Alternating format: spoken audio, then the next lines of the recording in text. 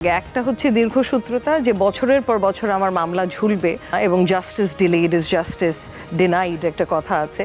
তারপরে ধরেন মামলার চাপ, যেটা এই মামলার চাপের কারণে তো দীর্ঘসূত্রতা আরও বেড়ে যাচ্ছে এবং দলীয়করণের কারণে নিরপেক্ষ রায় বা নিরপেক্ষ জাজমেন্ট পাওয়ার যে একটা আস্থা থাকার কথা, সেটাও এত বছর আওয়ামী লীগ আমলে বিশেষ করে ছিল না।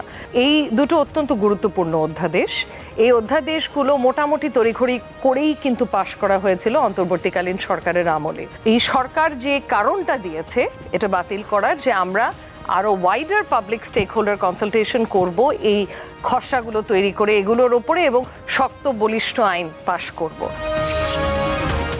বর্তমান বিচার ব্যবস্থার সবচেয়ে বড় চ্যালেঞ্জ আপনি কি মনে করেন? দীর্ঘসূত্রতা, চাপ, নাকি আস্থার সংকট? কঠিন প্রশ্ন, বিশেষ করে আইনজীবী বলে আমার জন্য হয়তো জবাব দেওয়াটা অতটা সহজ নয়। তাও আমি চেষ্টা করব সহজভাবে জিনিসটা বলার। আস্থার সংকটটা আমার মতে সবচেয়ে বড় মৌলিক চ্যালেঞ্জ আমাদের বিচার বিভাগের। তার অনেকগুলো কারণ আছে। তার মধ্যে একটা কারণ হচ্ছে, ধরেন গত আওয়ামী লীগের আমলে সিস্টেম্যাটিক্যালি যে দলীয়করণ করা হয়েছিল, সেখান থেকে একটা আস্থার সংকট দেখা দিয়েছে। কারণ নিরপেক্ষ হবে কোর্ট, এই জিনিসটা প্রায় সে আমলের শেষের দিকে আমরা কেউ এক্সপেক্টই করতাম না। তাছাড়া বাকি দুটো যে আপনি বললেন, দীর্ঘসূত্রতা বা আরেকটা হচ্ছে আস্থার সংকট, দীর্ঘসূত্রতা নাকি চাপ, রাজনৈতিক চাপ? দীর্ঘসূত্রতা, চাপ, এগুলোর জন্য কিন্তু আস্থার সংকট হচ্ছে। একদমই তাই। সো এই তিনটা কারণ যদি মোটা দাগে, একটা হচ্ছে দীর্ঘসূত্রতা, যে বছরের পর বছর আমার মামলা ঝুলবে, আমি রায় পাবো না, ন্যায় বিচার হবে না এবং justice delayed is justice denied একটা কথা আছে। তারপরে ধরেন মামলার চাপ, যেটা এই মামলার চাপের কারণে তো দীর্ঘসূত্রতা আরও বেড়ে যাচ্ছে এবং দলীয়করণের কারণে নিরপেক্ষ রায় বা নিরপেক্ষ জাজমেন্ট পাওয়ার যে একটা আস্থা থাকার কথা, সেটাও এত বছর আওয়ামী লীগ আমলে বিশেষ করে ছিল না।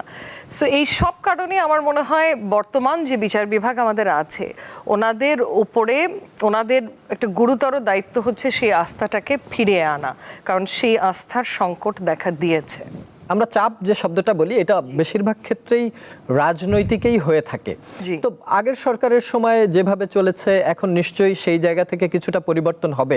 আপনি কি মনে করেন এই সরকার 3 মাস হয়ে গেল, তাদের এন্ড থেকেও কি এই রাজনৈতিক চাপ থাকবে? জি, আমি আশা করছি, কারণ আমি একটা রাজনৈতিক সদিচ্ছে তো আমরা দেখতে পেয়েছি। হ্যাঁ, এটা নিয়েও কিছু আলোচনা সমালোচনা হচ্ছে, কারণ বিচার বিভাগের স্বাধীনতার সাথে জড়িত দুটো অধ্যাদেশকে বাতিল করা হয়েছে।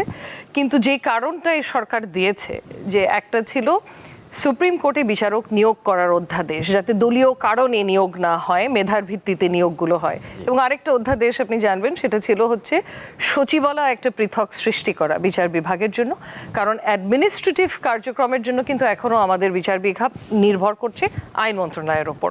সো এই দুটো অধ্যাদেশ বাতিল করেছে, সেটা নিয়ে অনেক সমালোচনা হয়েছে। অনেকে হয়তো ভাবছে যে তার অর্থ কি এই যে এই সরকারও বিচার বিভাগের স্বাধীনতার উপরে হস্তক্ষেপ করবে, কিন্তু সেই ধারাবাহিকতাই কিন্তু আমি ব্যাপারটাকে এখনো ওভাবে দেখছি না। তার একটা কারণ হচ্ছে, এই দুটো অত্যন্ত গুরুত্বপূর্ণ অধ্যাদেশ, এই অধ্যাদেশগুলো মোটামুটি তড়িঘড়ি করেই কিন্তু পাশ করা হয়েছিল অন্তর্বর্তীকালীন সরকারের আমলে।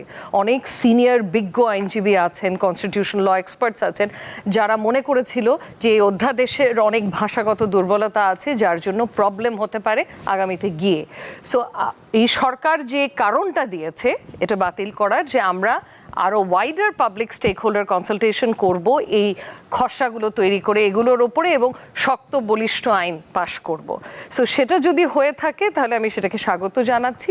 কিন্তু আমার মনে হয় সাধারণ নাগরিক হিসেবে আমাদের সবারই উচিত সরকারের উপরে চাপটা বজিয়ে রাখা, যাতে করে দ্রুত সেই কনসালটেশনসগুলো হয় এবং এই ধরনের কিছু আইন আমরা দেখতে পারি, যেটা বিচার বিভাগকে স্বাধীনতা সত্যিকার অর্থে অর্জন করাতে সাহায্য করবে।